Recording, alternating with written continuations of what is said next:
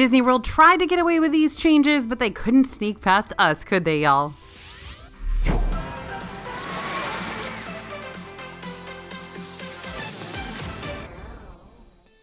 Hey everybody, it's AJ for Disney Food Blog. So Disney World changes all the time. We know this. And sometimes the updates that Disney brings in are great and get the spotlight. But every once in a while, there's a change that Disney definitely tries to sweep under the rug. Now, I don't want the wool getting pulled over your eyes, so we're going to talk about the worst changes that have happened in the parks, whether recently or things we just can't quite get over. That way you can navigate around them during your next Disney World trip. First up, price changes and how you can roll with the punches to dodge some of those blows. Now these days, no matter where you turn, it seems you just can't shake price increases. You see it happening on your rent bill, gas prices, flight tickets, and of course, Disney vacations. But Disney's not going to give you this flashing neon sign announcing price increases. They do it subtly, shifting costs for menu items, park tickets, and hotel stays like a thief in the night. They also rely on a little thing called surge pricing to justify why certain prices fluctuate on the higher end of the cost spectrum throughout the year. But not all price increases fluctuate daily. Many of the menu price spikes don't happen until certain times of the year. Basically, Disney World kind of trusts that you haven't been spending all your time memorizing all the prices and knowing exactly when a certain item or experience jumps up by a few more dollars. And of course, price increases aren't a new change for Disney. They have to keep up with demand, inflation, ever-changing circumstances, changing food prices, changing gasoline prices, just like we do. So the best thing you can do to prepare for these changes is know what to expect price-wise for your impending vacation. We got a whole video out now talking about the ways to plan the cheapest Disney World trip, which could wind up helping you save not just a buck or two, but possibly hundreds of dollars. And in the meantime, here are some specifics you need to keep in mind. One, if you plan on purchasing Disney World tickets for, say, 2023, the sooner you snag them, the better. At the beginning of this year, we noticed that the prices for Disney World tickets around the 2022 spring break season bumped up once February rolled around. So we're predicting a similar price hike might happen around the same time for 2023. If you want to try to avoid any additional price bump ups, purchase your tickets earlier within your budget's reason, of course. Don't want to get yourself in a financial pickle just because you're trying to beat a few dollar price hike before it happens. 2, Disney food price increases also tend to happen around the beginning of the year, as early as mid-January, and at the end of the year, usually around October. So be aware that if you're visiting the parks around these seasons, there's a possibility some food, beverages, and merchandise items might cost $1 or $2 more than you were expecting, which does add up.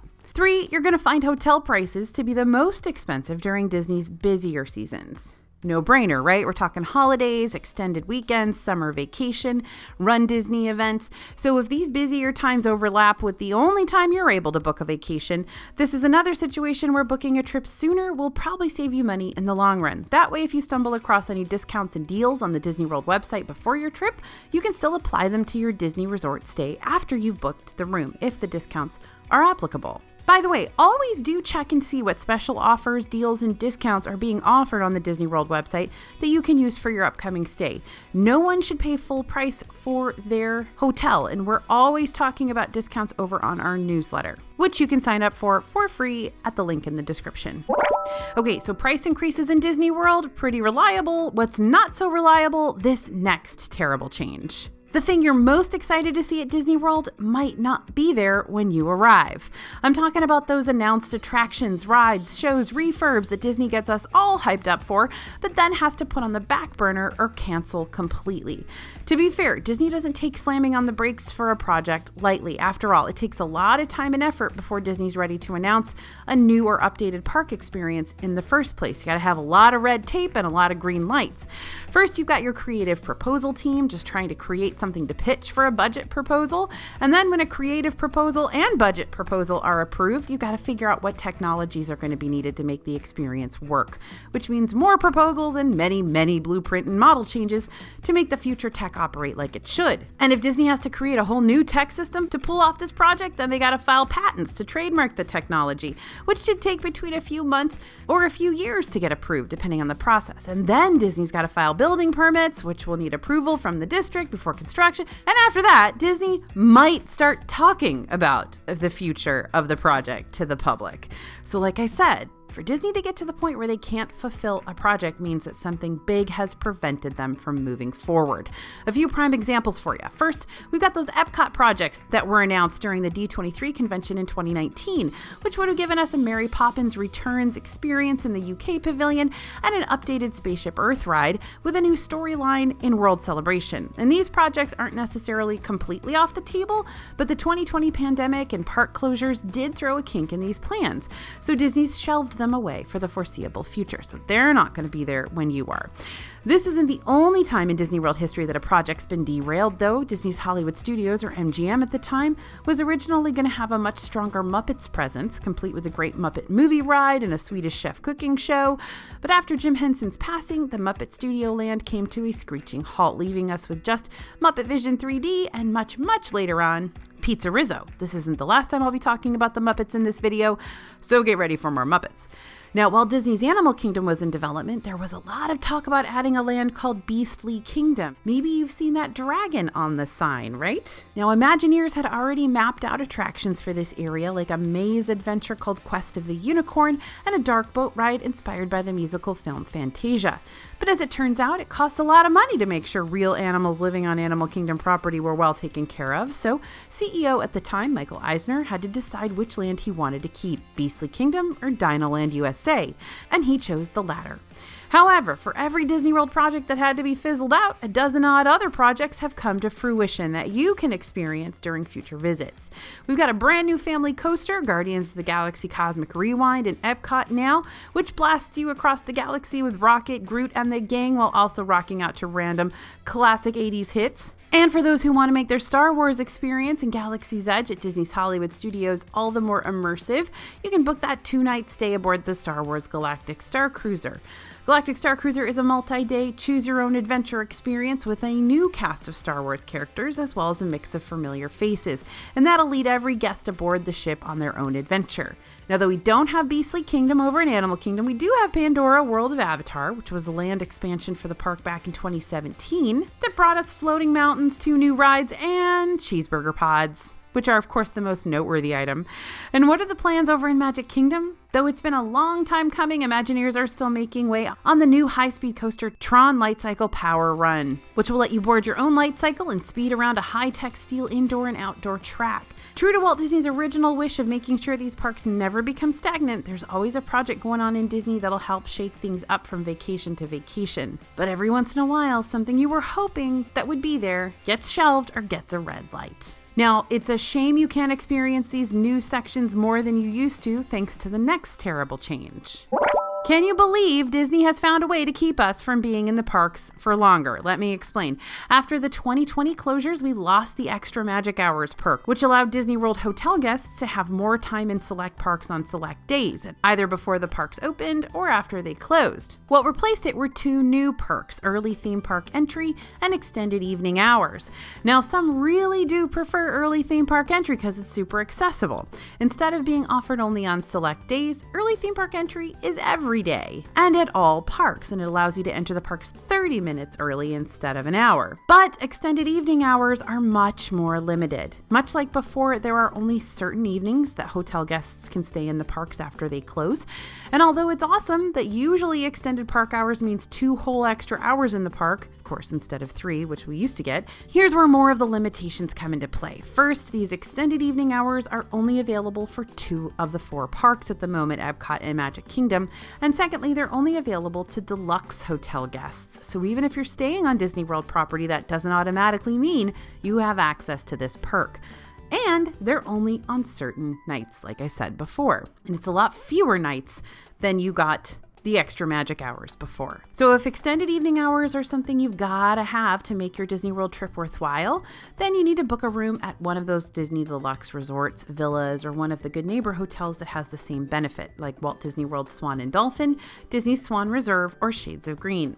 But before you seal that Disney deal, look at the Disney World calendar on the website beforehand to make sure the days you're visiting align with the days that extended evening hours will be happening at Magic Kingdom and Epcot. Looking for another way to stay in Magic Kingdom after hours without staying in Disney World's most expensive hotel rooms? Then you might want to book a trip around the time that after hours parties are happening. Right now, you can book your tickets for Mickey's Not So Scary Halloween Party happening on select nights between August 12th and October 31st. This is going to allow you to enter the parks as early as 4 p.m. and stay until 12 a.m. And when the Christmas season comes sleigh riding into the kingdom, guests will be able to attend Mickey's Very Merry Christmas Party between November 8th and December 22nd. Now, these past few years have made for some rough Disney World changes, not just for guests, but for entertainment too. So what's the best type of Disney entertainment? The kind that just happens. No stress, no reservations, no wait times. Much like, the Muppets Present Great Moments in American History. The one that used to be in the Magic Kingdom. Is there a petition we can sign to get it back? Great Moments in American History was a 10-minute Streetmosphere Muppets show that performed through the windows of the Liberty Square buildings. There were 2 iterations of this show that happened at multiple times throughout the day. One centered around the creation of the Declaration of Independence, and one retold the story of the famous ride of Paul Revere. And they were both authentically the Muppets doing their thing. I think the best part of this little show was that it gave Liberty Square more depth. What some may see as a section of the park that's simply a means to a Haunted Mansion end transformed into a cute and funny history lesson.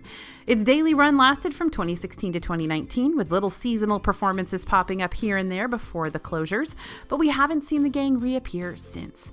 This isn't the first time Streetmosphere has dissolved with little fanfare in the Disney parks. We also no longer see the Muppets Mobile Lab that used to wheel around Epcot, and we can't watch Ace Ventura scale buildings in the old MGM studios like he did back in the mid-1990s. We're still waiting to see the full return of the Citizens of Hollywood and the Green Army Men drummers in Disney's Hollywood Studios. And Streetmosphere in the Disney parks in general definitely pulled back and bunkered down after the 2020 closures. It is slowly starting to make its way back into the spotlight to keep guests entertained without having to wait in a giant queue line or scramble to grab a Genie Plus reservation. That trusty barbershop quartet, the Dapper Dans, continue to serenade guests in the Magic Kingdom who are walking right down the middle of Main Street, USA. Over in Epcot, the Jammers take time out of their custodial duties to rock out on their makeshift trash can drum sets. We were stoked to see the Matsurisa Taiko drummers over in the Japan Pavilion return to their rightful place on the towering pagoda last year. Same goes for Master Juggler Sergio in his Old World act in the Italy Pavilion. Love watching that guy balance multiple soccer balls and talk to the crowd via a lot of whistling. And the Canada Pavilion has their folk band, Alberta Bound, perform multiple times throughout the day on the outdoor mill stage. You'll find so many Streetmosphere performances around Disney's Animal Kingdom too, like African musical stylings of the Kora Tinga Tinga and the Tam Tam Drummers of Harambe, as well as the colorful macaw flights around the Tree of Life, aka Animal Encounters, Winged Encounters, that take place between 9:15 a.m. and 3:15 daily. And of course, you can also catch glimpses of the Kite Tails kites soaring across the Discovery River Amphitheater, though you're no longer able to sit in the amphitheater itself to enjoy the show since it recently switched over to walk-by viewing only. And though I've got hopes we'll see more Streetmosphere continue to pop up around the parks, there are some things Disney World just can't fix, like this next terrible change that we're rolling right into next. Some Disney malfunctions are temporary and others are forever. Like the beloved Expedition Everest Legend of the Forbidden Mountain over in Disney's Animal Kingdom, for instance. When the ride opened back in 2006, we were greeted by a gigantic Yeti at the ride's conclusion that was running in its A-mode prime, meaning it wasn't just a stagnant creature, it was a fully functioning animatronic that reached down to grab you as you sped on by. And it was epic, if not totally terrifying. However, the Yeti's massive size alongside its lifelike movements were really pushing the structural integrity of the ride, and the Yeti animatronic itself was at its limits, so Disney had to switch the Yeti over to B mode, which means he doesn't move, but appears like he's inching closer to riders thanks to a strobe effect put in place.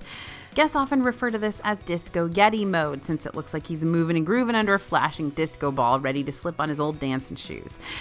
When the ride underwent a major 3-month closure at the beginning of this year, Many speculated this was Disney getting ready to fix the animatronic and return him to his former glory, but nope. It was just a much-needed refurb and tune-up.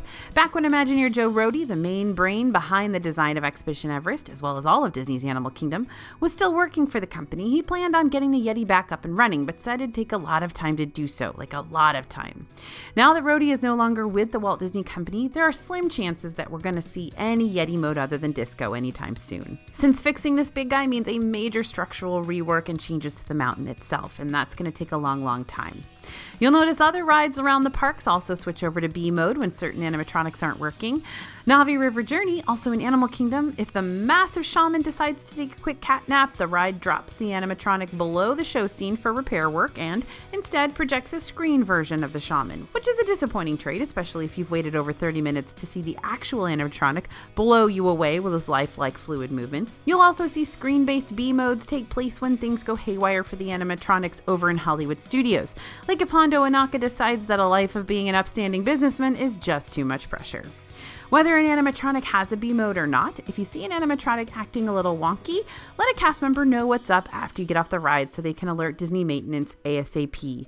By the way, our favorite B mode, of course, is Plant Donald, who, if you're very lucky, you might see over at Grand Fiesta Tour in Epcot.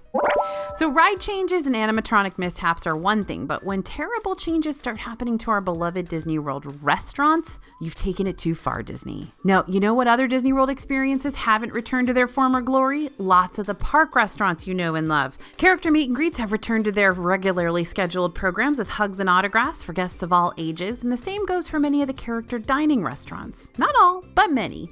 Characters will come by your table, interact, and make your day a little brighter, hopefully, but some character dining hasn't been reintroduced to restaurants that used to offer it, even after the return of full-fledged meet and greets, including the Crystal Palace, Cape May Cafe, Ohana at Disney's Polynesian Village Resort, and Trattoria Al Forno over at the Boardwalk. There are also character restaurants that are still running in modified fashion, like Cinderella's Royal Table in Magic Kingdom, where you can only see Cinderella briefly, but all the other princesses are like, peace out, Girl Scout, you're on your own. And then there are the character restaurants that have yet to reopen at all, like 1900 Park Fair at Disney's Grand Floridian Resort and Akershus Royal Banquet Hall in Epcot. So what's going to be the fate of these restaurants? Will they remain characterless, or will characters just pop back up out of the blue one day and catch us all off guard? So Disney tends to announce ahead of time when certain experiences are reopening or getting ready to return to normal. That way, those who are planning to travel to Disney soon can plan around the changes and modify their itineraries. So we're guessing the same goes for these character restaurants, and we're on the lookout for any potential status changes from Disney every single day. But if you want to know which character dining restaurants are fully back and ready to party right now, you've still got quite a few to choose from. If you're wanting to see Mickey and Company, you'll need to make reservations for Chef Mickey at Disney's Contemporary Resort, Tusker House Restaurant at Animal Kingdom, Garden Grill in Epcot, my favorite, or Topolino's Terrace, Flavors of the Riviera at Disney's Riviera Resort. Depending on which restaurant you choose will determine what ensembles the crew will be wearing upon your arrival. You can also meet the gang over at Hollywood and Vine at Disney's Hollywood Studios, but if you make a reservation for breakfast, you'll be able to meet some of the most popular Disney Junior characters instead of the Fab Five, like Fancy Nancy, Vampirina, Doc McStuffins, and Roadster Goofy. Missing the princess meet and greets? Yeah, we are too, but over at Artist Point Storybook Dining with Snow White at Disney's Wilderness Lodge Resort, you'll get to meet Snow White, Dopey, Grumpy, and the Evil Queen, who was apparently invited for some reason. If you want to know more about character dining, I won't take up too much time talking about it here, but we do have a whole research chapter about it in the DFB Guide to Walt Disney World Dining 2022 that you can check out at dfbstore.com on your own time. Don't forget to use code YouTube for a discount. But the restaurant changes do not stop there. If you're like me and you love having complete control over how your food is customized, then you might also be mourning the loss of this quick service feature. The fact that you can't go to Cosmic Rays Starlight Cafe or Pecos Bill Tall Tale Inn and Cafe in Magic Kingdom and start loading up your entree with toppings from an extensive topping bar is something I'm missing a lot. But alas, these were removed after the 2020 shutdown. You can still customize your meals at these places thanks to the mobile order function on the My Disney Experience app. So if you're looking to pile on the bacon, lettuce, tomatoes, or whatever other good stuff you need to have a tasty burger, taco, nachos, or hot dog, the power to customize is still in the palm of your hands. Now, this whole video is a good example of a lot of changes that make us cringe, But remember, there are also some really good changes that make us say, oh, there's the Disney magic I paid so much money for. New rides, new tech, new restaurants, new shows. For Disney World fans, it's just having to learn how to balance the good with the meh. Should you view the Disney parks through rose-colored glasses? No. But does every park change need to make you sweat? Also no. So I trust you'll learn how to walk the tightrope of Disney World changes, find a little balance in your life, and use us as your trusty guide along the way. Thanks for listening, everyone, and thanks for watching. As always, this is AJ for Disney Food Blog, and we'll see you real soon.